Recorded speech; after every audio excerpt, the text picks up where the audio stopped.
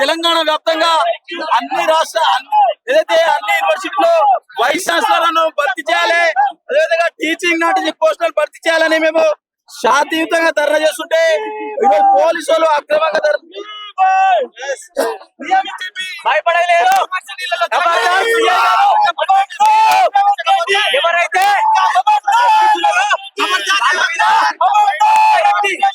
కేసులు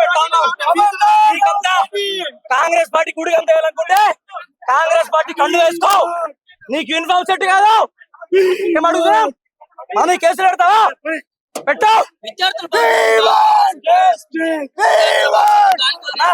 విద్యార్థుల భవిష్యత్తు గాలికి వదిలేశారు కాంగ్రెస్ పార్టీ. అమెరికా పోతుండు, జపాన్ పోతుండు, తెల్లవారుజామున 4 గంటలకి రూమ్ లో మేము దాడులు వేస్తారా? విద్యార్థులమే మేము, నక్సలైట్లం కాదు. యూనివర్సిటీలు విచ్చలవిడిగా గంజాయి నడుస్తుంది, అమ్మాయిల మీద గీతాలు జరుగుతున్నాయి. పోలీసులు ఏమన్నారు? కాంగ్రెస్ పార్టీ కార్యకర్తలు వివరిస్తా ఉన్నారు.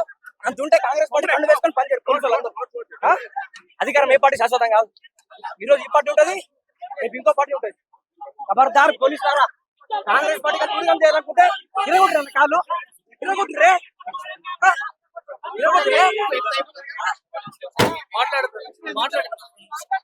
అన్నా. మేము శాంతియుతంగా మాకు వీసీ కావాలి, ఇక్కడ ప్రొఫెషనల్ రిక్రూట్మెంట్ జరగాలి, నాన్ టీచింగ్ రిక్రూట్మెంట్ జరగాలి, మాకు హాస్టల్ మౌలిక వస్తువులు కనిపించాలి, అదేవిధంగా సెల్ఫ్ ఫైనాన్స్ కోర్సులని రెగ్యులర్ చేయాలని చెప్పేసి శాంతియుతంగా ధర్నా ఇస్తున్నాం. మొన్న కూడా బీసీలు కావాలని చెప్పేసి ధర్నా ఇస్తే 7 మంది ఏబీపీ నాయకుల మీద కేసు పెట్టింది. మేము ఏమడిగినామే?